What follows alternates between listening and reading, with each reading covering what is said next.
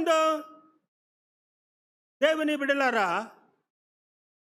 ఈ పరిశుద్ధ దినమున నేను మీతో పరలోక రాజ్యములో ప్రవేశించువారు ఎవరు, ఎవరు పరలోక రాజ్యములో ప్రవేశించరు అనే అంశము ద్వారా కొద్దిసేపు దేవుని యొక్క వాక్యాన్ని మీతో పంచుకోవాలని చెప్పి ఆశ కలిగి ఉన్నాను. మనం వింటున్నప్పుడు దేవుని మాటలు పరలోక రాజ్యాన్ని గురించి, చేర్చబడేవారు ఎవరు, చేర్చబడని వారు ఎవరు అనే సత్యాన్ని ఆలకిస్తూ వినగలిగితే నేను చెప్పబోవు ఈ యొక్క బోధ లేక వర్తమానము మీకు అర్థమైంది. ప్రతి మానవుడికి,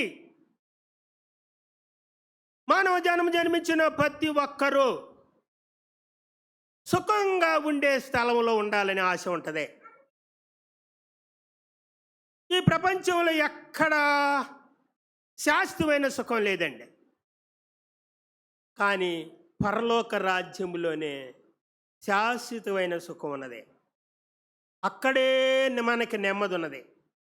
అందుకే మనము భూమి మీద ఉండంగానే శ్రమలు అనుభవిస్తూ కూడా మన ప్రయాణము ఎక్కడి నుండి ఎక్కడికంటే ఈ భూమి మీద నుండి మనం ప్రయాణం పరలోక రాజ్యం వైపు పయనిస్తున్నాం. అందుకే మనల్ని యాత్రికులము అని అన్నారు. మనమంతా యాత్రికులం. క్రైస్తవ జనాభా, దేవుని నమ్మిన బిడ్డలు అందరూ కూడా యాత్రికులు. ఎక్కడికి? పరలోక రాజ్యానికి మనము యాత్రికులము. యేసు ప్రభు వారు పరలోకం నుండి భూమి మీదకి వచ్చి ఆ యాత్రా స్థలములో ఎలాగ ప్రయాణం చేయాలో, ఆ ప్రయాణములో అంతం వరకు ఎవరు ప్రయాణిస్తారో, అక్కడికి చేర్చబడతారో, ఏం చేస్తే, ఏమి పాటిస్తే పయనిస్తారో ఆయన భూమి మీదకి వచ్చి పరలోకం నుండి వచ్చిన ఆయన చెప్పాడు. మనం చదువుకున్న భాగము మత్తయి సువార్తలోనిదే. మత్తయి సువార్త మత్తయి భక్తుడు రాశాడు. మత్తయి ఎవరు? మత్తయి అనేటువంటి పేరుకు యెహోవా దానము అనే అర్థం. యెహోవా దానం. మత్తయి ఒక సుంకరుడు. మత్తయి ఒక సువార్తికుడు. సువార్తికుడు గనుకే మత్తయి సువార్తను తను యూదుల కొరకు రాశాడు. కొంతకాలం గడవంగానే, అనగా రాస్తూ ఉండగానే ముగింపుకు రాకముందే అన్యుల కొరకు కూడా ఆయన రాశాడు. మత్తయి మొదట పాలిస్తీనా ప్రాంతంలో సువార్త ప్రకటించిన తర్వాత ఐథోపియా అలాగే పారసిక అనే ప్రదేశాల మీదుగా ఆయన ఇండియా దేశానికి వచ్చి బోధించి హతసాక్షిగా అయిపోయాడు. అనగా ఆయన బోధకు తిరుగుబాటు చేసిన వారు ఆయన్ని చంపేశారు. అంటే పాలిస్తీనాలో యేసు ప్రభుతో పాటు ఉండినటువంటి పాలిస్తీనా ప్రాంతం అంతా కూడా సంచరించి సువార్త పంచుకుంటూ ఐథోపియా పారసిక మీదుగా వస్తూ అక్కడక్కడ సువార్త పంచుకుంటూ ఇండియా ప్రాంతానికి వచ్చి కొన్ని దినాలు యేసుని గురించి ప్రచురిస్తూ ఉండగా చివరిలో ఆయన చంపేశారు. హతసాక్షి అయిపోయాడు. చరిత్ర చెబుతుంది. ప్రతి సంవత్సరం అందుకే సెప్టెంబర్ 21వ తేదీన మత్తయి దినంగా గుర్తిస్తారు. సెప్టెంబర్ 21వ తేదీన మత్తయి దినంగా గుర్తించి దేవుని సన్నిధానములో జ్ఞాపకం చేసుకుంటారు మత్తయిని. అయితే ఆ ఈ మత్తయి సువార్తను ఎప్పుడు రాశాడంటే క్రీస్తు శకము 55 నుండి 60 సంవత్సరం మధ్యకాలములో మత్తయి సువార్తను మత్తయి భక్తుడు రాశాడు. కొందరు పేర్లు ఉంటాయి కానీ వారు రచించిన వారుగా మనకు కనబడరా, వేరే వారు రచించిన వారిగా ఉంటారు. కానీ ఈయన పేరు మత్తయి సువార్త రాసినట్టు మనం చూస్తాం. మత్తయి సువార్త యోదయ దేశములో, ముఖ్యంగా యెరూషలేములో ఉండి రాశాడు. మిగిలిన వాళ్ళు వేరే వేరే స్థలాలలో వారి ప్రాంతాల్లో దేవుడు చూపించిన స్థలంలో రాశారు. ఉదాహరణకు ప్రకటన గ్రంథము పద్మశ్లంకలని అందరికీ తెలిసే. ఆయన అక్కడ పంపబడిన కారణంగా అక్కడే ఉండి రాశాడు. అలాగే కొందరు దేవుడు ఆయా దేశాల్లో ఆయా ప్రాంతాల్లో రాసినట్టుగానే ఇక్కడ మత్తయి భక్తుడిని దేవుడు పరిశుద్ధాత్మ దేవుడు వశపరుచుకొని స్వాధీనపరుచుకొని యెరూషలేములో నుండి మత్తయి సువార్తను రాసేటట్లుగా చేశాడు. మత్తయి యొక్క హృదయాభిలాష అంటే కోరిక ఏమిటంటే యూదులందరూ రక్షించబడాలి అని, తర్వాత అన్యులందరూ రక్షించబడాలి అని ఆయన అభిలాష కలిగి ఈ మాటలను తాను రాస్తాడు. అయితే వాటిలో యేసు ప్రభు మాటలను మనం చదువుకున్నాం. యేసు ప్రభు వారు నీతి నిమిత్తము హింసించబడేవారు ధన్యులు. మత్తయి సువార్త 5వ అధ్యాయం 10 నుండి 12 వచనములు చదువుకున్న భాగంలో నీతి నిమిత్తము హింసించబడేవారు ధన్యులు, పరలోక రాజ్యం వారిదే. అది కోరిక, మన కోరిక. పరలోక రాజ్యము మనం పొందాలి, ప్రతి ఒక్కరూ పొందాలి. మానవ జన్మించిన వారు అందరూ కూడా పరలోక రాజ్యంలో ఉండాలి. అందుకే యేసుప్రభు వారు పరలోకం నుండి భూమి మీదకు వచ్చి పరలోకాన్ని తీసుకెళ్ళడానికి వచ్చేవారు. ఈ యాత్రలో ఎవరెవరో ఎలాగుంటే వస్తారో, చివరి గడియ వరకు చేర్చబడతారో చెప్పాడు. అయితే భూమి మీద ఉన్నప్పుడు ఆ రాజ్యం వైపు ప్రయాణించుటకు మనం నీతిగా జీవించాలి. నీతిగా జీవించడానికి చాలా కష్టాలు ఉన్నాయి. యథార్థంగా జీవించాలంటే చాలా కష్టాలు ఉన్నాయి, నిందలు ఉన్నాయి, అవమానాలు ఉన్నాయి, హింసలు ఉన్నాయి. ఆయన అంటాడు, నీతి నిమిత్తము హింసించబడేవారు ధన్యులు, మీరు ధన్యులు, దేవుని చేత ఆశీర్వదించబడిన వారుగా ఉంటారు మీరు. ఒకవేళ అలాంటి హింసే వస్తే, ఇప్పుడు మత్తయి భక్తుడు హతసాక్షి అయిపోయినట్టు అలాగే హింసే వస్తే సంతోషపడండి అంటున్నాడు. బాధ వచ్చినప్పుడు ఎవరు సంతోషపడతారండి? అసాధ్యం. కానీ ప్రభువుని బట్టి, ప్రభు బిడ్డలముగా మనము సంతోషపడాలట. నా నిమిత్తము జనులు మిమ్మును నిందించి హింసించి మీ మీద అబద్ధముగా చెడ్డ మాటలల్లా పలుకున్నప్పుడు మీరు ధన్యులు.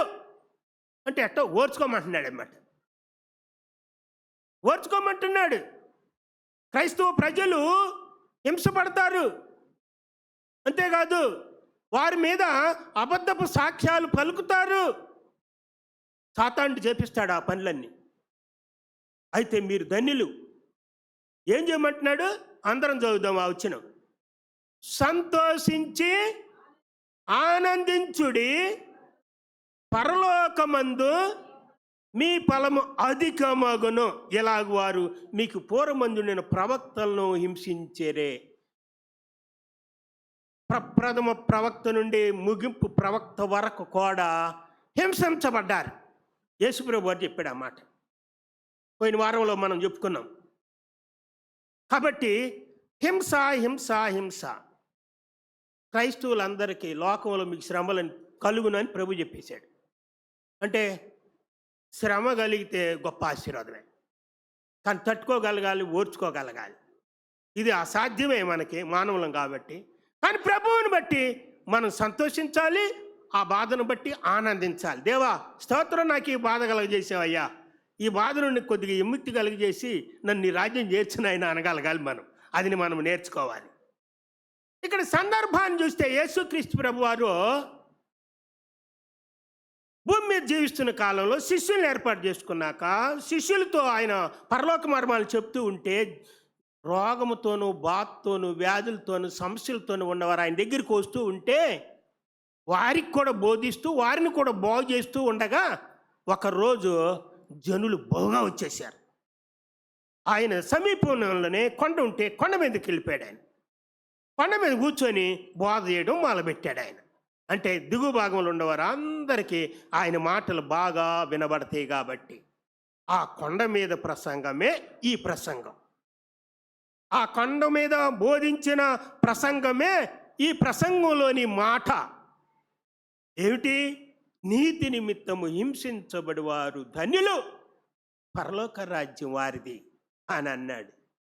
కాబట్టి నా నిమిత్తము, నా నామము నిమిత్తము జనులు మిమ్మల్ని నిందించి హింసించి మీ మీద అబద్ధముగా చెడ్డ మాటలలో పలుకున్నప్పుడు మీరు ధన్యులు, సంతోషించి ఆనందించుడి, పరలోకమందు మీ ఫలం అధికమవుతుంది అంటున్నాడు. కాబట్టి పరలోకంతో ప్రారంభించాడు ఈ వచనంలో. పరలోకంలో ప్రతిఫలాలు పొందుతారు అని అంటున్నాడు. ధన్యుల ఉపదేశంలో ఎవరయ్యా పరలోక రాజ్యము పొందేది? ముందు అసలు పరలోకం అంటే ఏంటో తెలియాలి కదా. ఒక ఏరియా మనం పోవాలి అంటే ఆ ఏరియా గురించి కొంత మనము విచారిస్తాం, తెలుసుకుంటాం. ఎలా ఉంటుంది, ఎంతమంది జనం ఉంటారు, ఏ ప్రాంతం అది, అక్కడ ఏమైనా దొరుకునా, పలానా ఇలాగ అనుకుంటూ ఉంటారు. ఇక మాంసాహారులు అయితే అక్కడ మాంసం దొరికిద్దా, తాగుబోతులు అయితే అది అక్కడ డ్రింక్ దొరికిద్దా, ఇలాంటివి అనమాట. కాబట్టి అవన్నీ విచారిస్తారు. అయితే మనం పరలోక రాజ్యం పోతున్నాం కదా, దేవుని గృహము అని తెలుసుకోవాలి. అది నిత్యమైన నివాసము అంటే ఎల్లకాలం ఉంటుంది. ఈ భూమి ఇక్కడ ఎల్లకాలం ఉండదు, ఈ ఆకాశం ఎల్లకాలం ఉండదు, మనం ఎల్లకాలం ఉండదు. ఎల్లకాలం ఉండేది నిత్యమైన నివాసము పరలోకం. సిద్ధపరచబడిన స్థలం మన కోసం సిద్ధపరుస్తున్నాడు యేసయ్య. ఇల్లు సిద్ధం చేస్తున్నాడు. పరలోకము సిద్ధపరచబడినటువంటి స్థలం ఎలా ఉంటుందంటే ఆయన సిద్ధపరిచింది, మన పితరులు ఎవరో సిద్ధపరిచింది కాదు. మన ఇల్లు అంటే మన తాతలు ముత్తాతలు, లేకపోతే మన తల్లిదండ్రుల్లో, లేకపోతే నువ్వో నీ కుటుంబం సిద్ధపరచుకున్నారు. కానీ అది ఎవరు సిద్ధపరచడానికి చేత కాదు. ఎందుకంటే వీధులన్నీ బంగారంతో తయారు చేయాలి, ప్రతి వీధి బంగారంతో తయారు చేయాలి. అందుకోసము ఇంత బంగారానికే తన్నుకులాడుతున్నాం మనము. అలాంటప్పుడు ప్రతి వీధి కూడా బంగారంతోనే తయారవుతుంది. అందుకని ఆయన సిద్ధపరుస్తున్నాడు విశ్రాంతి స్థలం. మనకి ఎక్కడ మానవుడికి విశ్రాంతి లేదండి, సరి అనే విశ్రాంతి లేదు. అన్ని తొందరలు, పనులు, వేదనలు, దుఃఖాలు, సమస్యలు, అది లేదు ఇది లేదు, ఉంటే సరిగా నెరవేరలేదు. ఈ తగాదాలతోనే మన జీవితం ముగింపు, ఫినిష్, చచ్చిపోతాం మనం. కనుక విశ్రాంతి లేదు. విశ్రాంతి స్థలం, సరి అయిన విశ్రాంతి స్థలం పరలోకం. కాబట్టి మహిమ గల స్థలం పరలోకము, మహిమ కలిగినటువంటి స్థలం. మహిమ అంటే ఇక్కడ మహిమ లేదు. ప్రభు సన్నిధానంలో చేరితే కొంత మహిమను మనం చూస్తున్నాం, కానీ కంప్లీట్ జీవితాంతం శాశ్వత కాలము ఆయన మహిమంతా ఆవరించి ఉంటుంది. అంటే సుఖం సుఖం సుఖం, శాంతి శాంతి శాంతి. ఇజ్రాయేల్ ప్రజలు 40 దినాలు ప్రయాణం చేస్తుంటే వాళ్ళకి ఆయన మహిమతో నింపటం వల్లనే 40 దినాలు వస్త్రాలు ఉతుక్కోలేకపోయారు. 40 దినాలు వారు కాళ్ళు వాయలేదు. 40 దినాలు తిరుగుతూనే ఉండారు. చూసారా? అంటే ఆ మహిమలో శరీరంలో మార్పు కలగల, వ్యాధి బాధలకు చిక్కోల. కోపం వచ్చి చచ్చిపోయారు, దేవుని కోపం వచ్చి చచ్చిపోయారు. అట్లాగా ఇజ్రాయేలీలు పితరులు అనబడిన వారు తిరుగుబాటు చేసినందుకు అక్కడక్కడ చివరికి వెళ్ళేసరికి అసలు వాళ్ళందరూ రాలిపోయారు. అది వేరు. కానీ వ్యాధి బాధల్లో చిక్కోలా, డాక్టర్ల దగ్గరికి వెళ్ళాలా, అలాగా. అంటే మహిమ గనక ఉంటే మనకి అటువంటి పుష్టికరమైన ఆరోగ్యము మనకుంటుంది. నిత్యారాధన గల స్థలం పరలోకము. నిత్యారాధన గల స్థలం అంటే ఎల్లకాలం కూడా స్తుతిస్తున్నా తృప్తి చాలక ఇంకా స్తుతిస్తూనే ఉంటామంట. ఇప్పుడు ఏదో 1 గంట 2 గంటలు మనం ఏదో స్తుతించి నటిస్తాం, కానీ అక్కడైతే నటించే పని లేదు. ఇక నటించేవాళ్ళు ఎవరు వెళ్ళరు అక్కడికి. అక్కడ హృదయపూర్తిగా తృప్తికరంగా స్తుతిస్తూనే ఉంటాం. ఇంకా తృప్తి చాలదు. ఇప్పుడు కూడా దేవదూతలు కోట్ల మంది దేవుణ్ణి స్తుతిస్తూనే ఉండారు, కానీ ఇంకా స్తుతిస్తూనే ఉండారు. మనం పోయిన దేవదూతలుగా మారిపోయి స్తుతిస్తూనే, దేవుణ్ణి కొనియాడుతూనే, పొగుడుతూనే, ఆయన్ని ఆరాధిస్తూనే, పూజిస్తూనే ఉంటామంట. కాబట్టి నిత్యారాధన గల స్థలం అంటే ఎల్లకాలము ఉండేటువంటి నిత్యారాధన కలిగినటువంటి స్థలం. దేవాలయాల్లో అప్పుడప్పుడు ఉండే ఆరాధన, కోటం పెట్టినప్పుడు ఉండే ఆరాధన. కొయిరు వారు మాట్లాడుకుంటున్నారు, కానీ పాట పాడే సమయంలో ఆరాధన. కాబట్టి ఇలాగ ఉంటుంది అనమాట. అప్పుడే వాళ్ళు ఆరాధిస్తారు. ఆ తర్వాత పారిపోతారు, ఎక్కడెక్కడో ఉంటారు. కానీ ఎక్కడైతే కాల జరగదు, వాయిద్యాలు వంచేవాళ్ళు కనపడట్లేదు, అట్లా ఉంటుంది అనమాట. అంటే వాళ్ళు ఉండరు, ఇది ఆ కూసేపే. అక్కడ కూసేపు కాదు, యోగ యోగాలు నిత్య ఆరాధన. దాన్ని పరిశుద్ధ స్థలం అని అన్నారు. పరిశుద్ధ స్థలం, పాపము లేని స్థలం. ఎక్కడైతే పాపం ఉంది, ప్రతి స్థలంలో మరి సాతానుడు ప్రేరేపించి మన అనుకున్నటువంటి మనుషుల ద్వారా మరి మనకు బాధ కలగజేసి వాళ్ళు తిరుగుబాటు చేసి పాపములో పడిపోయేవారుగా ఉంటారు. కానీ అక్కడ పాపమనేది కనపడదా. అందుకని పరిశుద్ధ స్థలము అని అన్నారు. అంతేకాదు, అంతము కాని స్థలం. పరలోకము అంతము కాని స్థలం. అంతం అంటే ముగింపు లేదు దానికి. అన్నిటికీ ముగింపు ఉంది, ప్రతి దేశానికి ముగింపు ఉంది. కానీ ముగింపు లేని దేశం పరలోక దేశం. ముగించిన కొన్ని మనం చూస్తాం, కనబడవై. వాళ్ళు అక్కడ జీవించారు, అక్కడ ఏదేదో చేశారు, కానీ ఆ ఊరే కనపడదు. అంటే ఏమైపోయింది? ముగింపై. కానీ పరలోకం ఎప్పుడు కూడా దానికి ముగింపు లేదు, అంతం లేదా. ఇంకా చూస్తే ఎక్కడైతే మనం మరణిస్తాం అక్కడ మరణమే లేదు, మరణం అనేది ఉండదు. ఇక అక్కడ మనం ఏడైతే బహుగా మనం అనుకున్నట్టుగా నెరవేర్చబడపోతే, మనం కోరుకున్నట్టుగా నెరవేర్చబడకపోతే, మన హృదయానికి సంతృప్తి సంతోషం లేకపోతే దుఃఖపడి మూలం కూర్చొని ఏడుచుకుంటూ ఉంటాం. మనం ఏంటి ఎట్లా జరిగిపోయింది, ఏంటి ఎట్లా జరిగింది, నాకే ఎందుకు జరిగింది, నా కుటుంబానికి ఏం జరిగింది, మా సంఘానికే ఎందుకు జరిగింది, మా సంఘాన్ని ఎందుకు ఎట్లా కూల్ చేశారు, ఇలాగనమాట సంఘస్థులు.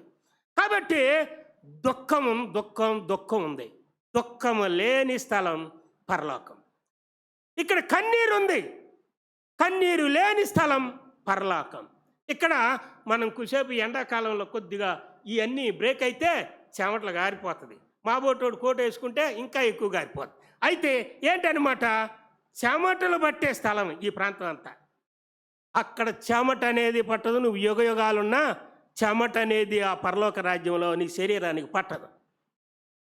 వేదన లేని స్థలం పరలోకం. ఎలా ఉంటుంది అంటే వేదన లేని స్థలం. అసలు వేదనే ఉండదు, సంతోషమే, గంతులే, ఆనందమే, సుఖశాంతిలే. ఇక్కడ దేవాలయం ఉంది దేవుణ్ణి ఆరాధించుకోవడానికి. భూమి మీద దేవాలయం లేని స్థలం. ఎక్కడ చూసినా దేవాలయం కనపడదు. ఆయనే దేవాలయం, దేవుడే కనపడతాడు. కాబట్టి ఆయనే దేవాలయమై ఉన్నాడు. ఎందుకంటే ఇక్కడ సూర్యుడు కనపడతాడు, అక్కడ సూర్యుడు ఉండడు, చంద్రుడు ఉండడు. సూర్యుడుగా యేసయ్యే కనబడతాడు. ఆయన భూమి మీద ఉన్నప్పుడు నీతి సూర్యుడిగా ఎలాగా ప్రశంసించబడ్డాడో, పిలువబడ్డాడో, ఆ పరలోకమునందు ఆయన సూర్యుడిగానే కనబడతాడు. నీతి సూర్యుడు అంటే మా ప్రకాశంతో. ఈ సూర్యుడు అయితే కొన్ని దేశాల్లో కనపడ్డా. ఒక చోట వెలుగుంటే మరొక చోట వెలుగు ఉండదు. రాత్రి అయితే వెలుగు ఉండదు. ఇక్కడ అసలు రాత్రి అనేది అక్కడ లేదు. పరలోకంలో రాత్రి అనేది ఎక్కడ కనపడదు. చంద్రుడు లేని, రాత్రి లేని స్థలం. భూమి మీద మనుషులు మనం ఏదైనా తప్పు చేస్తే దేవుని దృష్టిలో శాపగ్రస్తులం. శాపం అనేది లేని స్థలం. శాపమే ఉండదు అక్కడ. శాపం అనేది కనబడదు అక్కడ. అంత ఆశీర్వాదమే, అంత దీవెనలే. పునరుద్ధానమందు ఎవరు పెళ్లి చేసుకున్నారు అని బైబిల్లో రాయబడింది. ఇక్కడ మనం పెళ్ళిళ్ళు చేసుకుంటాం, పిల్లల్ని కంటాం, కానీ అక్కడ పోయిన వాళ్ళు ఎవరు పెళ్ళిళ్ళు చేసుకోరు. బైబిల్ వాక్యం చూద్దాం. మత్తయి సువార్త 22వ అధ్యాయం 30వ వచనం. మత్తయి సువార్త 22వ అధ్యాయం 30వ వచనం. పునరుద్ధానమందు ఎవరును పెళ్లి చేసుకొనరు, పెళ్లికి ఇవ్వబడరు. చదువు. వారు పరలోకమందున్న దూతల వలె ఉందరు. మత్తయి సువార్త 22:30లో చెప్పబడిన మాట. దూతల వలె ఉంటారు. అందరం దూతలం అయిపోతాం. అంటే ఇప్పుడున్న దూతలు ఏ రీతిగా దేవుని స్తుతిస్తారో మనం కూడా దూతల వల్లే మారిపోతాం. అందరూ పెళ్ళిళ్ళు ఉండవేక. భూమి మీద పెళ్ళిళ్ళు అంటే ఇష్టం లేని వాళ్ళకి భలే ఆనందం అనమాట. అబ్బా ఎంత ఆనందంగా ఉందరన్న ఆయన అక్కడ అని. భూమి మీద పెళ్ళిళ్ళు అంటే ఇష్టం ఉన్నాడు, ఎక్కడికో ఉంటే బాగుండు కదా, బాధపడినట్టుగా ఉంటుంది అనమాట. అసలు ఆ సంఘటనే తెలియదు. అసలు స్త్రీలం కాదు పురుషులం కాదు, జీవులు అయిపోతాం. అది గుర్తుపెట్టుకోండి. అర్థమైందా? మనం స్త్రీలం కాదు పురుషులం కాదు, జీవులంగా మారిపోతాం. అందుకని దేవదూతల వలె ఉందరు. దేవదూతలు స్త్రీలు కాదు పురుషులు కాదు, స్త్రీలింగం లేదు పులింగం లేదు, అంతే జీవులు అంతే. కాబట్టి జీవులుగా మారిపోతాం. ఇంకా పెళ్ళిళ్ళు ఎందుకు జరుగుతాయి? కాబట్టి పాపులు ఉండని స్థలం పరలోకము. పాపులనేవారు ప్రవేశించారు. ముగింపు ఉండని స్థలం అక్కడ. దేనికి ముగింపు లేదు, అన్ని అట్లా కనపడతాయి అంతే. అక్కడ ఏది నాశనం కాదు, అన్ని అట్లాగే ఉంటాయి. ముగింపు ఉండని స్థలం, యోగ యోగములు ఉండే స్థలం. ప్రకటన గ్రంథం 22వ అధ్యాయం, ప్రకటన గ్రంథం 22వ అధ్యాయం 5వ వచనం.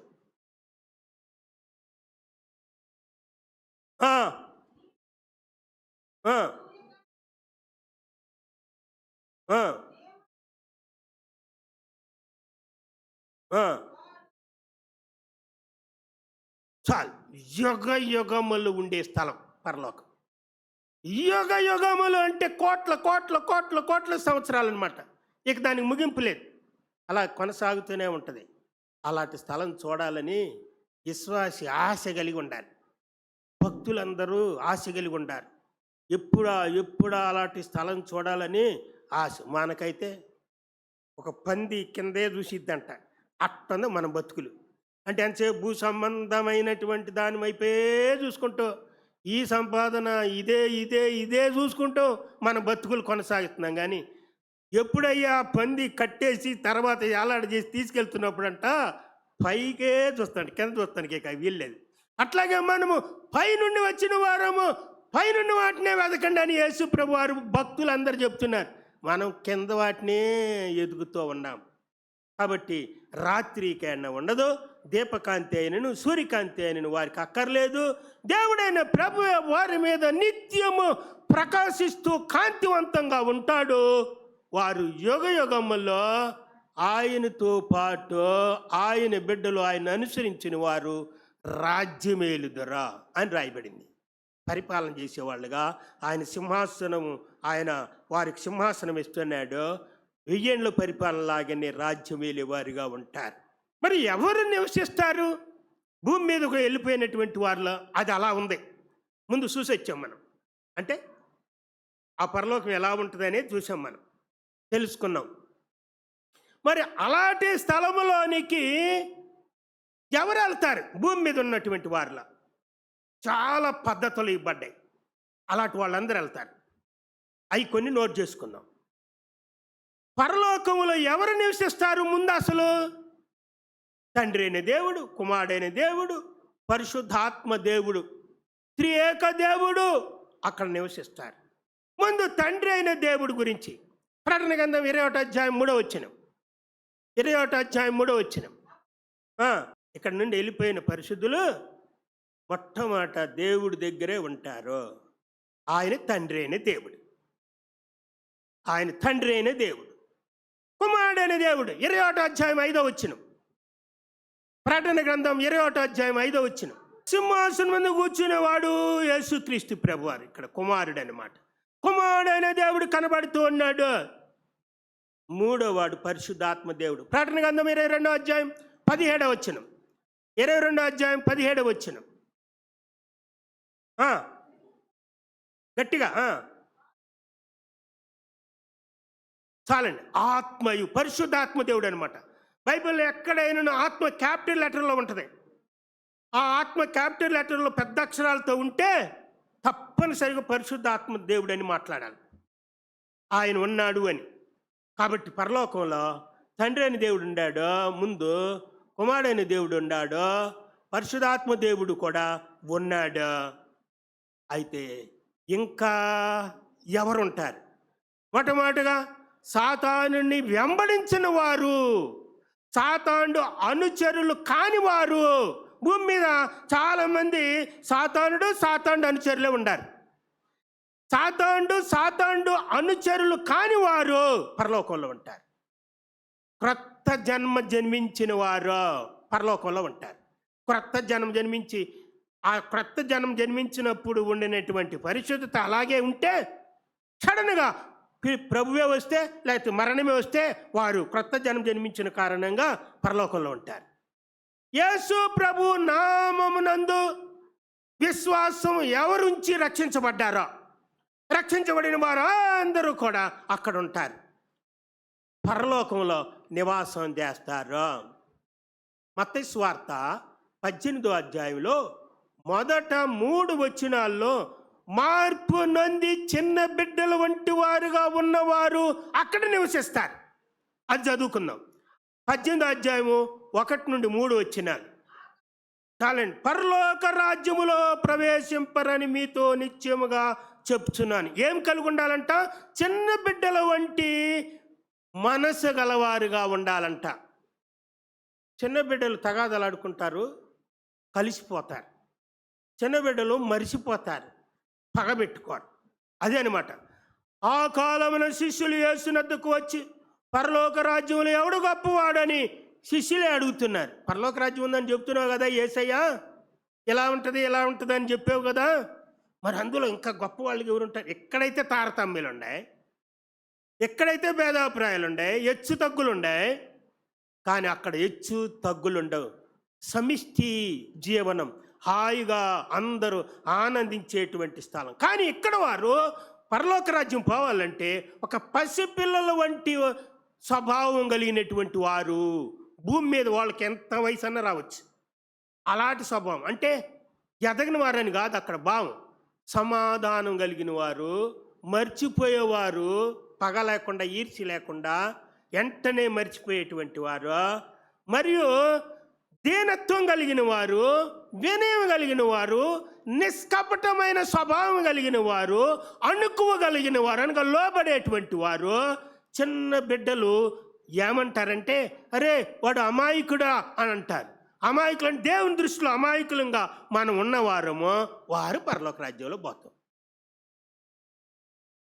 వారు గొప్పవారని చిన్న బిడ్డలు ఎప్పుడన్నా నేను రాజుని, నేను హీరోని, దీని దానికి అని అంటాడు. ఆడికి తెలియదు అసలు, ఆ లక్షణాలే తెలియదు. అంటే చిన్న బిడ్డలు ఇతరుల విషయంలో ఎవరన్నా నవ్విస్తే నవ్వుతూ ఉంటారు, ఆనందిస్తాడు. ఆడు పగస్తుడైనా కానీ నవ్విస్తే నవ్వుతారు. పగస్తుడు నవ్విస్తే బోరా నువ్వే అంటారు, నవ్వేదే ఊరు కూడా, నువ్వు నవ్వుతుంటే నాకు ఎక్కడ శరీరం అంతా ఇదేసిపోతుంది ఏదో అంటాడన్నమాట. కాబట్టి చిన్న బిడ్డలు ఆ పగస్తుడు నవ్విచ్చినా కూడా వెంటనే నవ్వుతాడు. చిన్న బిడ్డలు తల్లిదండ్రుల మీద ఆధారపడినట్లుగానే విశ్వాసి పరమ తండ్రి అయిన దేవుని మీద ఆధారపడిన వారు పరలోక రాజ్యంలో ఉంటారు. నెక్స్ట్, దేవుని ఆజ్ఞలు ఎవరైతే చనిపోయే వరకు పాటిస్తారో వారు దేవుని రాజ్యంలో ఉంటారు. ఆత్మ విషయమై దీనత్వము గలవారు పరలోక రాజ్యములో ఉందరో. మత్తయి సువార్త 5వ అధ్యాయం 3వ వచనం రాయబడింది. దీనత్వము అనే స్వభావం ఆత్మ విషయంలో ఎవరిలో కలుగుతుందో వారట పరలోక రాజ్యంలో ఉంటారని యేసు ప్రభు వారే చెప్పాడు. ఆత్మ విషయంలో దీనుడుగా ఉండటం అంటే ఏంటి? ఒకడు తన్ను తాను నేను గొప్పవాడిని కాదు, నేను ఒక సామాన్యమైన మానవుడిని, దేవుడే నన్ను కలగజేశాడు, దేవుడు చెప్తేనే మనము వినాలి, దేవుడే నా శరీరాన్ని ఇట్లా ఇచ్చాడు, దేవుడే నా కోసం ప్రాణం పెట్టాడు, ఎవరైతే అని ఆయనని సేవించి ఆరాధిస్తారో దీనత్వం అది రిక్తులుగా చేసుకుంటారు. వాళ్ళకి కలిగింది వాళ్ళది కాదని అనుకుంటారు, వాళ్ళకి కలిగింది దేవుడిచ్చిందని చెప్పుకుంటారు. మనమైతే మీసాలు మిలచి నేను కష్టపడి సంపాదించాను, నా ద్వారా వచ్చిందే అని అంటాడు. నేను ఒక ఇల్లు కొన్నా, నేను ఒక కుమారుని కన్నా, నేను ఒక కుమార్తెని కన్నా, నేను ఇంత చేశా అంత చేశా, ఇది చెప్పుకుంటారు. ఇది ఎవరు? మనం మానవులు. కానీ చిన్న బిడ్డలు ఆ స్వభావం లేదు. అందుకనే చిన్న బిడ్డల వంటి వారిదే పరలోక రాజ్యము అని అన్నాడు. ఆత్మవిషయంలో ధ్యానత్వం అంటే అదే అని మనం అర్థం చేసుకోవాలి. ఇంకా మనకు 2 మార్గాలు భూమి మీద ఉన్నాయి. ఒకటి ఇరుకు మార్గము, విశాల మార్గం. మన ప్రయాణం అయితే విశాల మార్గంలోనే ప్రయాణం చేస్తున్నాం, అంటే సుఖంగా ఉండే దాంట్లోనే ప్రయాణం చేస్తున్నాం. ఇరుకు మార్గం అంటే కొంచెం కష్టాలు, శ్రమలు, వేదనలు, బాధలు, నిందలు, అవమానాలు, హింసలు, హతసాక్షులు అవుట, ఇలాంటివన్నీ కూడా ఇరుకు మార్గంలోనే ఉన్నాయి. ఇరుకు ద్వారమున ప్రవేశించేవారు మాత్రమే పరలోకంలో ఉంటారు. ఆ మాట కూడా చదువుకుందాం. మత్తయి సువార్త 7వ అధ్యాయం 13, 14 వచనాలు. మత్తయి సువార్త 7వ అధ్యాయం 13, 14 వచనాలు. ఇరుకు ద్వారంలో కొంతమందే ఉండారు, అంటే వీళ్ళంతా పరలోక రాజ్యానికి వెళ్ళిపోయేవాళ్ళు. విశాల మార్గము నాశనం అయిపోతారు. ఆ నాశనం నిత్య నాశనం, నరకంలోకి వెళ్ళిపోతారు. అందుకనే మనము ఇక్కడ ఇరుకంటే సన్ననని కాదు, విశాలం అంటే పెద్ద అని కాదు. శ్రమలు, కష్టాలు, అవమానాలు ఇవన్నమాట ఇరుకు మార్గం అంటే. యేసు ప్రభు నమ్ముకున్నావు, చే నువ్వు మాకు అంటరాని వాడు అంటారనమాట. అంటరాని వాడివి నేవా? యేసు ప్రభు నమ్ముకున్నా, చిచి ఆ దేవుడు ఏం దేవుడయ్యా, ఎలాగనమాట. అంటే అదంతా ఇరుకు మార్గం. అబద్ధాలు ఆడకుండా నేను యేసు ప్రభు బిడ్డనని చెప్పగలగాలి. ఈ మార్గంలో అనేక రకాలైన హింసలు, కష్టాలు ఎదుర్కొనాలి. లోక ఆశలను విడిచిపెట్టి భిన్నంగా ఉండేవారు పరలోక రాజ్యములో ప్రవేశిస్తారు. అందుకనే రాయబడింది, లోకమునైనను లోకములో ఉన్న వాటినైనా ప్రేమించుకొని లోకములు ఉన్నదంతయు శరీరాశ, నేత్రాశ చేయడం అని రాయబడింది. అంటే నువ్వేది చూసినా కంటితో చూసే అన్నీ కూడా నేత్రాశ అన్నారు. నీవు పేరు, ప్రతిష్టలు, ఘనత ఇవన్నీ కూడా డంబాలన్నారు. అది కూడా లోకంలోనే ఉన్నాయి. శరీరానికి సంబంధించింది స్వార్థం, నీకు సంబంధించిందే చూసుకుంటావు. ఇక అందుకని ఈ మూడిటిని మనం జయించాలి. ఈ 3 సాతాను ద్వారా కలిగిన అంటున్నాడు యేసయ్య.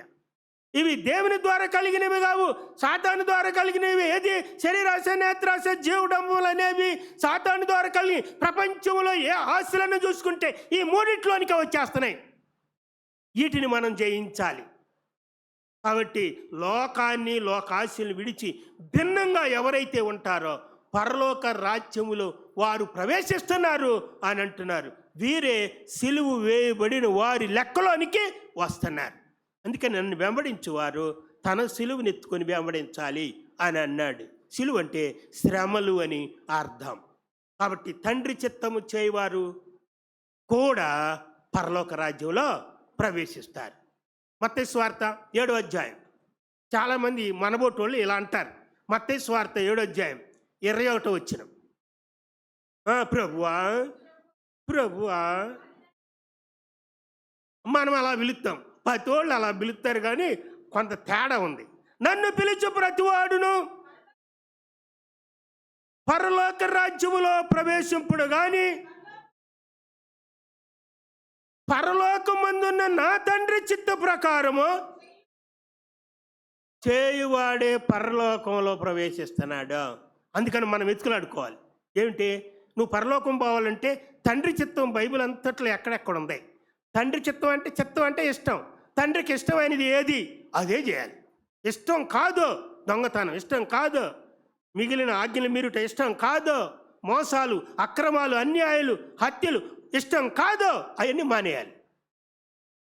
ప్రకటన గ్రంథం 20వ అధ్యాయం 2వ వచనంలో ఎవరయ్యా ఉండేది పరలోకంలో చెప్తూ ఉన్నాడు. గొర్రె పిల్ల యొక్క జీవ గ్రంథమందు మన పేర్లు రాయబడిన వారు మాత్రమే పరలోక రాజ్యములో ఉంటారు. కానీ పేరు జీవ గ్రంథంలో లేకపోతే మనం నరకంలో ఉంటాం. ఆ మాట చదువుదాం. ప్రకటన గ్రంథం 20వ అధ్యాయం 27వ వచనం. నిషిద్ధమైన, దేవుని దృష్టిలో నిషిద్ధమైనది, ఆయనకి ఇష్టం లేనటువంటిది, ప్రియము కానటువంటిది ఏదైనా, అసహ్యమైన ఏదైనా మనం జరిగించకూడదు. అబద్ధమైనది ఏదైనా మనం జరిగించకూడదా? జరిగిస్తే మనం పరలోకం లేదు, దానిలో మనం ప్రవేశించలేము. కొందరు కల్పించేస్తారు, అప్పుడప్పుడు పుట్టించేస్తారు. కొందరు అనపోయినా అనేస్తారు. అబద్ధ సాక్ష్యాలై అవి అబద్ధ సాక్ష్యాలు. బెంజమిన్ ఇట్ట అన్నాడంటండి, అన్నాడు.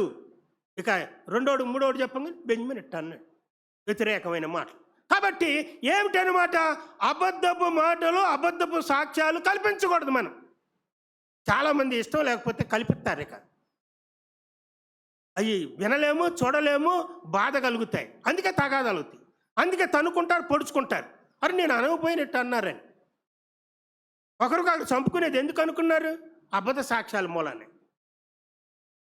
జీవగ్రంథమందు పేరు రాయబడిన వారు పరలోకములో ప్రవేశిస్తారు. అంటే పాపం చేయని వారి పేర్లు ఆ గ్రంథంలో రాయబడతాయండి. నిజ విశ్వాసుల పేర్లు ఆ గ్రంథంలో నుండి ఎవ్వరు తీసేయలేరు. పగస్తుడు ఎవడన్నా అక్కడ బానేవాడు, కానీ పగస్తుడు తుడిపి పెడతాను కూడా వీల్లేదు. అయితే ఎవరు గ్రంథంలో లిఖించబడిన తర్వాత అక్కడ చేర్చబడితే తుడిపి వేయలేరు. ఇక అసాధ్యం. కరెక్ట్గా ఉంటుంది. అంతే. పేర్లు పిలిచేటప్పుడు నీ పేరు కూడా ఉంటుంది. ఒకవేళ నువ్వు ఇక్కడ దేవుని దృష్టిలో ఇష్టుడుగా జీవిస్తే, ఇష్టురాలుగా జీవిస్తే, అందుకని ప్రకటన గ్రంథం 20వ అధ్యాయంలో 12 నుండి 11 నుండి 15 వచనాలు చదువుకుంటే గొప్ప వివరణ అక్కడ ఇచ్చాడు. ఆ మాటలు చదువు. ప్రకటన గ్రంథం 20వ అధ్యాయం 11 నుంచి 15 దాకా. అక్కడ బైబిల్ ఉన్న వాళ్ళు చూడండి, ఎవరి పేరైన దానిపైన 4వ అక్షరం ఉంది. రోమన్ అంకెలో, అంటే ఆ అంకెల్లో 4వ అక్షరం. ఫుట్ నోట్స్లో 4 ఇచ్చాడు. ఎవడైనా సవాల్తో కూడిన మాట అనమాట అది. ఎవడైనా సరే, భూలోకంలో ఉన్న ఎవడైనా సరే అనేవాడు. చాలా వినేవాళ్ళు కట్టుంటుందంటే కఠినంగా ఉంటుంది. ఎప్పుడు పాస్టర్ బోధలు ఎవడంటే అంటాడంటే బైబిలే చెబుతుంది ఎవడైనా సరే అని అంటుంది బైబిల్. ఎవడైనా జీవ గ్రంథం రాయబడ్డట్టు వాళ్ళ పేర్లు కానబడకపోతే మనం అంతా అగ్నిగుండంలోనే పడతాం. ఎంత బోధ చేయగాక, ఎంత ప్రార్థన చేయగాక, ఎన్నెన్నో మేలుకార్యాలు చేయగాక, అవన్నీ పక్కన పెట్టి పరిశుద్ధతను కాపాడుకోవడమే మన బతుకు. అది బాగా జాగ్రత్త పడాలి.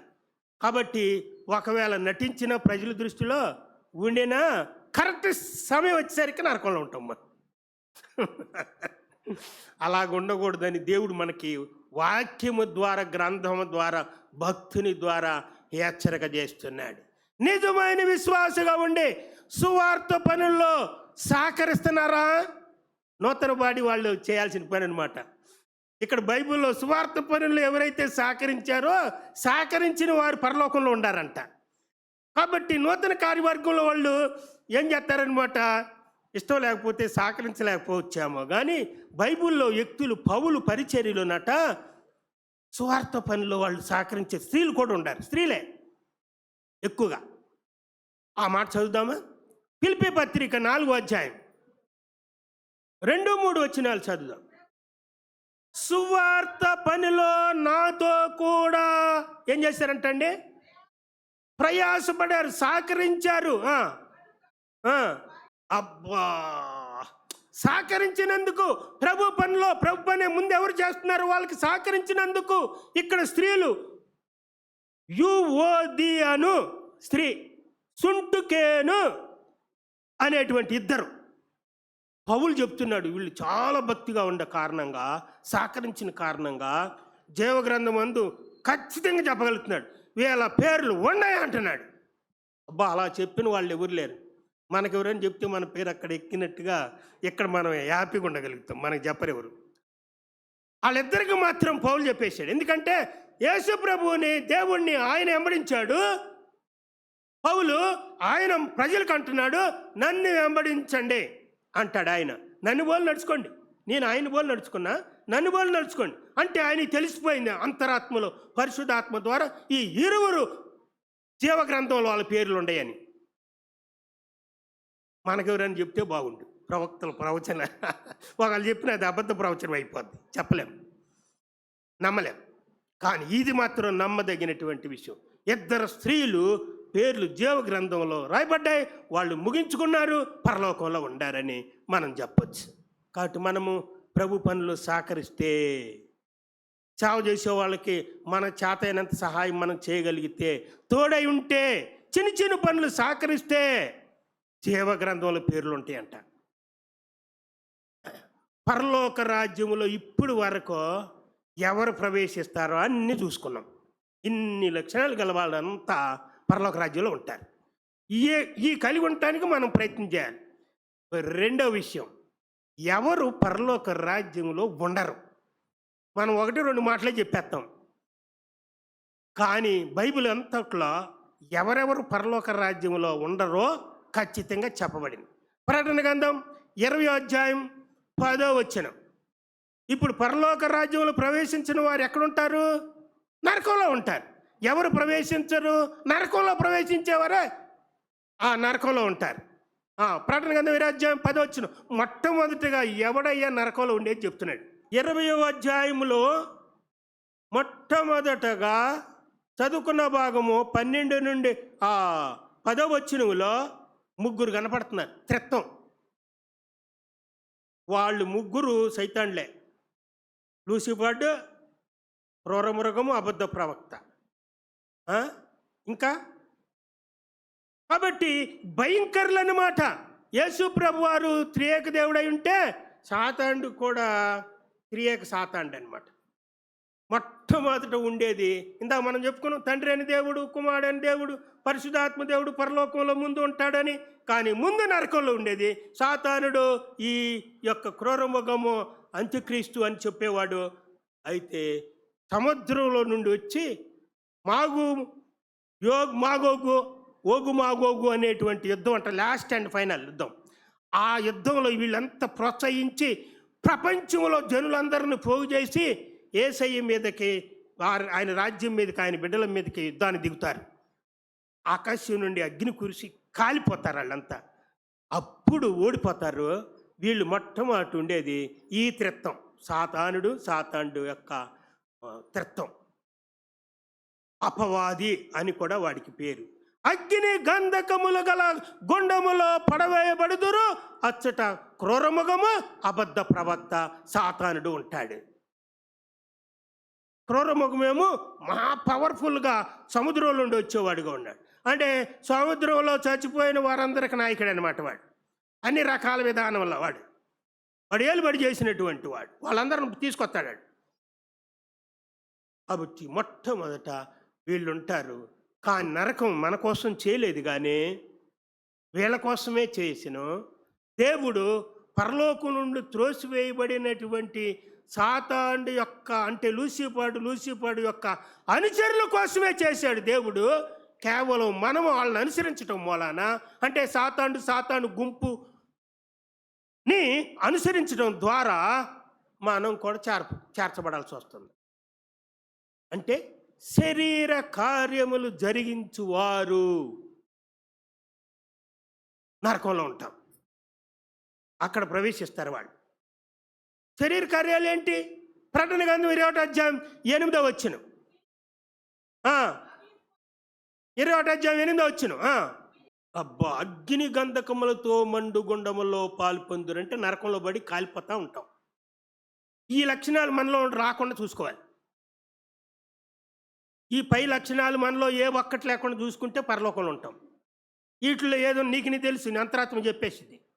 వీటిలో ఉంటే తొందరగా సరి చేసుకొని ఈ లక్షణాలు లేకుండా చూసుకోవాలి. అయితే గలతీ పత్రిక 5:19 నుండి 21 ఇంకా శరీర కార్యాల గురించి రాయబడ్డాయి.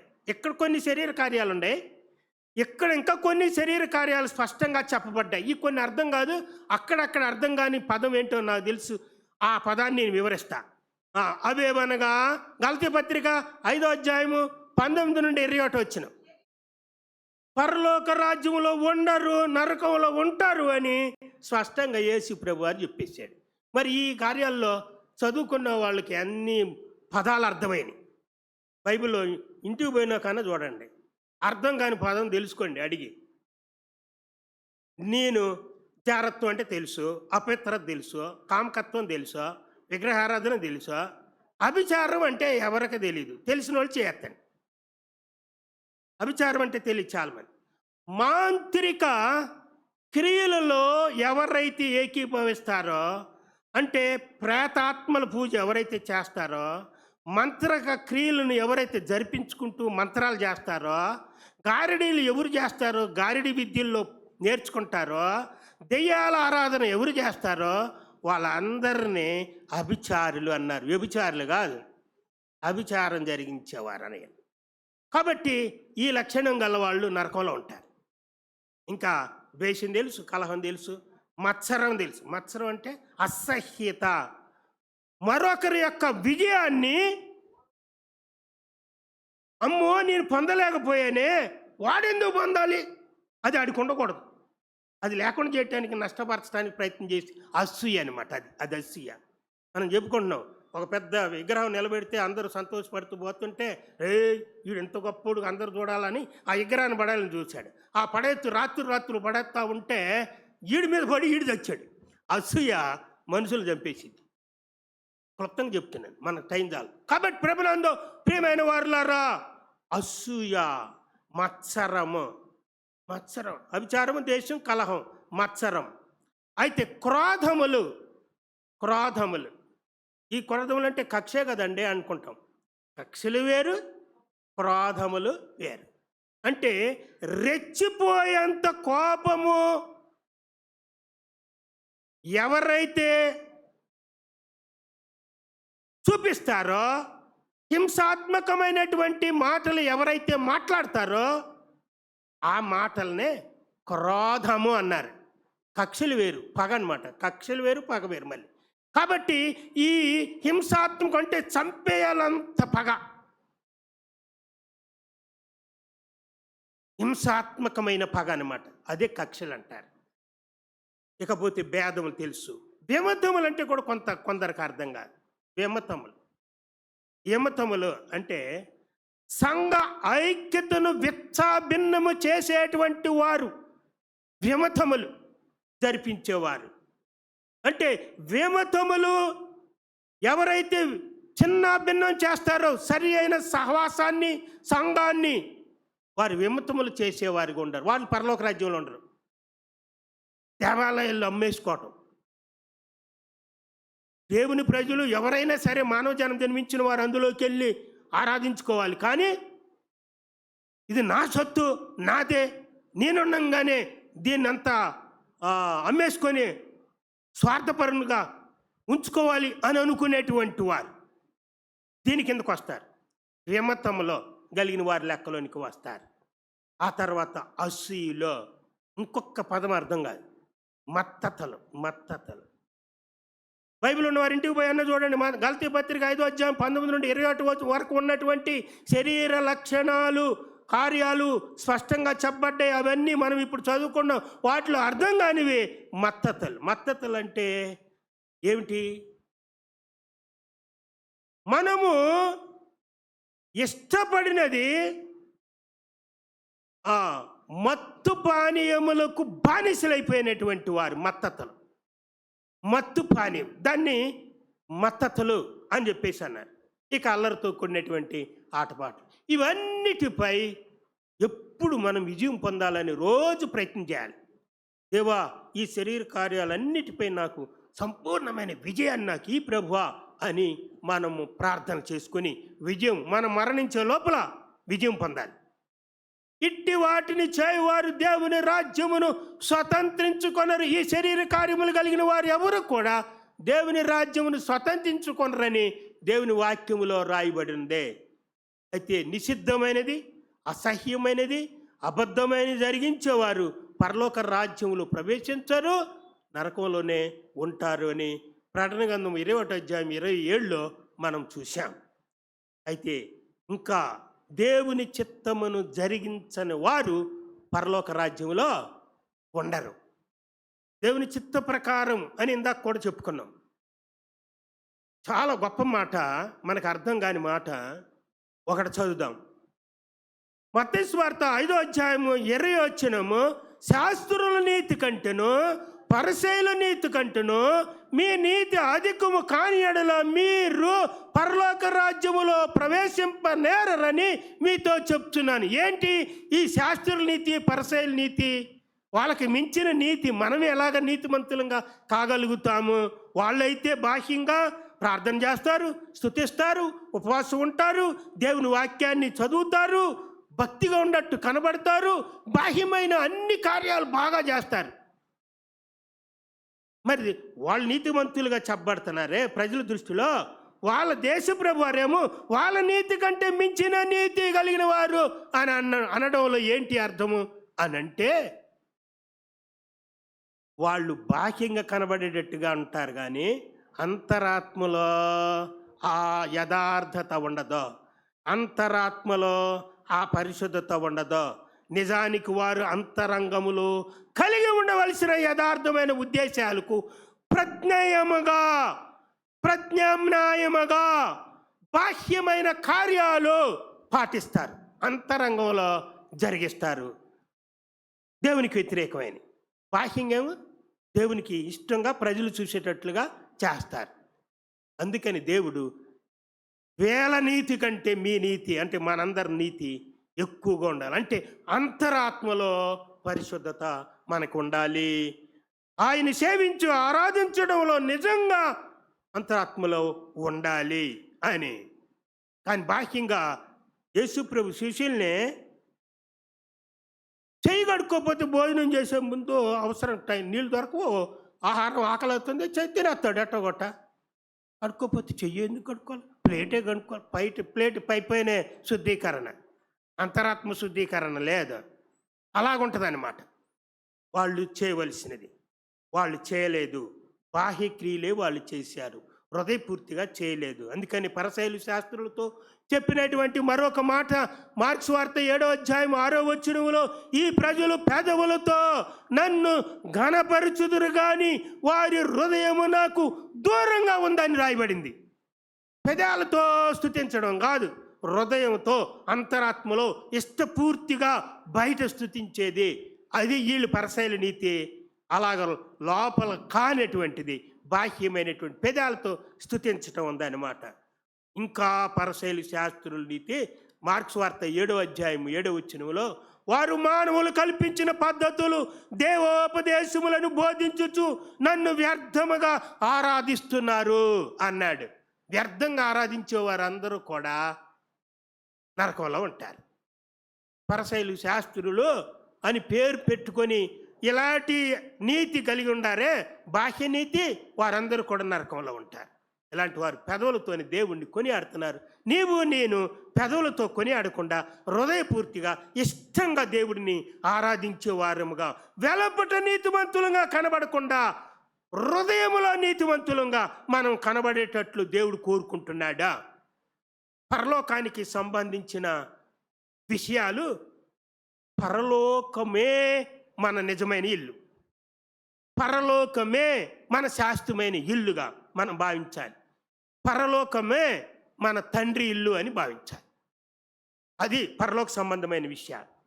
అయితే ఇది మన తండ్రి ఇల్లు. యోహాను సువార్త 14వ అధ్యాయం 20వ వచనంలో యేసుప్రభు వారు అన్నాడు, నేను తండ్రి వద్దకు వెళ్తున్నాను, స్థలం సిద్ధపరచడానికి వెళ్తున్నాను, మరలా వస్తాను, నేను సిద్ధపరిచిన స్థలంలో మీరు ఉండేలాగా తీసుకొని వెళ్తాను అన్నాడు. యోహాను సువార్త 14వ అధ్యాయం 2వ వచనంలో ఇది తండ్రి ఇల్లు. నా తండ్రి ఇంట అనేక నివాసములు కలవు, లేని ఎడల మీతో చెప్పుదును, మీకు స్థలము సిద్ధపరచ వెళుచున్నాను అని అన్నాడు. అదే 3వ వచనంలో 14వ అధ్యాయం 3వ వచనంలో, నేను వెళ్ళి మీకు స్థలం సిద్ధపరిచిన ఎడల నేనుండే స్థలములో మీరును ఉండులాగన మరలా వచ్చి నా వద్దనుంటకు మిమ్మును తీసుకొని పోదను. అబ్బా, ఎంత గొప్ప మాట మాట్లాడాడు. ఆయన మాట స్థిరమైనది, శాశ్వతమైనది. తప్పకుండా ఆయనలో ఉండవారు యేసు బిడ్డలని ఆయన తీసుకుని వెళ్తాడు. ఎక్కడ ఉంచుతాడు? పరలోకములో. ఏలయనగా దేవుడు దేవునికి శిల్పియు నిర్మాణకుడునై ఉన్నాడు. పునాదులు గల పట్టణము కొరకు అబ్రహాము ఎదురు చూచుండెనో, అలాగే ఎవరైతే ఎదురు చూస్తూ నిత్య రాజ్యం కొరకు ఆయన శిల్పిగా అది సృష్టించాడు కాబట్టి పరలోక రాజ్యము అక్కడికి వెళ్ళాలని వాంచగలిగిన వారికి దేవుడిచ్చేస్తున్నాడు. అది శ్రేష్టమైన దేశం, అది మన సంపద, అక్కడే మనం దాచుకోవాలి. అది దేవదూతల నివాస స్థలం. నీవు నేను కూడా ఉండడానికి ఆయన సిద్ధపరుస్తున్న స్థలం. కానీ చివరి క్షణంలో, తుది శ్వాస విడిచే క్షణంలో ఒకళ్ళు తప్పిపోయామంటే నీవు కానీ నేను కానీ మనకు దక్కదు. అది వేరే వాళ్ళకు ఉంటుంది, మనకు దక్కేది నరకమే. పరలోకంలో ఉండే విశిష్టత, ఆనందించేటువంటి ప్రదేశం, పరలోకములో బహుమానాలు పొందేటువంటి ప్రదేశం, పరలోకములో నీకు నాకు స్వాస్థ్యము పొందేటువంటి స్థలం. పరలోకము నీతి గృహము అని పిలువబడింది. ఆరాధించే ప్రదేశము, దేవుడు నిత్యం సేవ చేసే స్థలం పరలోకం. పరలోకములో ప్రవేశించడానికి ఒక గొప్ప షరతు ఉంది. ఆ షరతు కూడా చెప్పి నేను ముగిస్తాను. మత్తయి సువార్త 19వ అధ్యాయం, మత్తయి సువార్త 19వ అధ్యాయం 23, 24 వచనములో ఒక షరతు ఉంది. చదువుదాం. ధనవాంఛ, ఆశ, కోరిక అంటే ధనాపేక్ష అన్నారు. అంటే దేవుని కంటే ఎక్కువగా దేనిని ప్రేమించకూడదు. దేవుని కంటే ఎక్కువగా ధనాన్ని ప్రేమించేవారు ఉన్నారే, ధనాపేక్షకులు, వారు ఒంటె సూది బెజ్జములో ఒకవేళ జ్వరపడిద్దని కానీ పరలోక రాజ్యంలో మాత్రం ప్రవేశించరని చెప్పేశాడు. ఆ మాట లూకాసు వార్త 18వ అధ్యాయం 24 నుండి 25లో కూడా రాయబడింది. యేసు ఒక ధనవంతుని గురించి ఆయన వెంబడిస్తూ, అయ్యా నిన్ను వెంబడిస్తా, నువ్వు చెప్పినట్టుగా వింటానన్నాడు. ఆయన అన్నాడు, ధనం మీద ఎక్కువ, నాయన కంటే ఎక్కువగా, యేసయ్య కంటే ఎక్కువగా ప్రేమ ఎక్కువైపోయి, ధనం మీద మోజు ఎక్కువైపోయి, ధనాన్ని సంపాదించుకుంటూ ధనాన్ని చూసుకుంటూ ఉంటే వాటిని వదిలిపెట్టి నన్ను వెంబడించమన్నా సరికి యేసయ్యని వెంబడించలా. అప్పుడు ఆయన గురించి చెప్పాడు యేసయ్య. ఒంటే సూది బెజ్జములు జ్వరబడ్డం సులభమే కానీ ధనవంతుడు పరలోక రాజ్యంలో ప్రవేశించడమో అసాధ్యం అన్నాడు. కాబట్టి దేవుని కంటే ఎక్కువగా ధనాన్ని ప్రేమించే మనుషులు ఎప్పటికీ పరలోక రాజ్యంలో ప్రవేశించలేరు. కాబట్టి ప్రతి క్రైస్తవుడు తన హృదయాన్ని, హృదయవాంఛలను ఎప్పటికప్పుడు పరిశీలన చేసుకోవాలి. నేను దురాశపరునిగా ఉన్నానా? నేను సమృద్ధి కొరకైన ధనాన్ని వాంఛిస్తున్నానా? ఆ ధనం కోసం ఎంపర్లాడుతున్నానా? దానికోసమే ఆ సమయం అంతా హెచ్చిస్తున్నానా? పరిశీలన చేసుకోవాలి. ధన సంపాదన వల్ల కలిగేటువంటి మేళ్ళు కొందరికి ఉన్నాయి కాబట్టి భూమి మీద ఏం మేళ్ళు అంటే ఘనత వస్తుంది, ప్రతిష్ఠ వస్తుంది, అధికారం ఉంటుంది, హోదాలు ఉంటాయి, కోరికలు ఎన్నైనా నెరవేర్చుకోవచ్చు. కానీ ధనం ద్వారానే, ధనం మీద ఎక్కువ దేవుడి కంటే ఉండడం వలన ఘనత కోసం, ప్రతిష్ఠిత కోసం, అధికారం కోసం, హోదా కోసం కోరికలు కలిగి ఉంటున్నారు. దేవుడిని మాత్రం పక్కన పెట్టేస్తున్నారు. తద్వారా ఇవి పొందట్లేదు, పైగా నరకాన్ని పొందుతున్నారు. ధనం కంటే దేవునికి మొదటి స్థానం ఇచ్చి పరలోకములో నీవు నేను ఉండగలుగుదుముగాక. దేవుడి మాటలు ఆయన వినికిడిలో దీవించి ఆశీర్వదించునుగాక. ఆమేన్. తలలోంచి కళ్ళు మూసుకొని ప్రార్థన చేసుకుందాం. దేవుడి వాక్యం ద్వారా, దేవా ఈ దాసుని మరుగుపరుచుకొని నాతో మాతో మాట్లాడేవయ్యా. ఈ రోజున 2 విషయాలు విన్నామయ్యా. ఒకటి, ఎవరు పరలోక రాజ్యములో ప్రవేశించుతారు. 2, ఎవరు ప్రవేశించరు అనే విషయం తెలుసుకున్నామయ్యా. ప్రార్థన చేసుకో ప్రియమైన సోదరి సోదరుడా. సాతానుపై జయం దయచేయమని, సాతాను అనుచరులుగా ఉండకుండా దేవుని యొక్క అనుచరులుగా ఉండేటట్లుగా సహాయం చేయమని ప్రార్థన చేసుకుందాం. శరీర కార్యములపై విజయము దయచేయమని, ప్రభువా జయించే శక్తి నాకు ఈయనని ప్రార్థన చేసుకుందాం. అందరూ ప్రార్థన చేసుకోనండి. అటు ఇటు చూడొద్దు దయచేసి. ప్రార్థనా సమయం, మన అంతరాత్మను సరి చేసుకునే సమయం, మనం పరలోక రాజ్యం కోసం ప్రయాసపడే సమయం ఇది. శరీర కార్యాలపై విజయం దయచేయను ఆయన.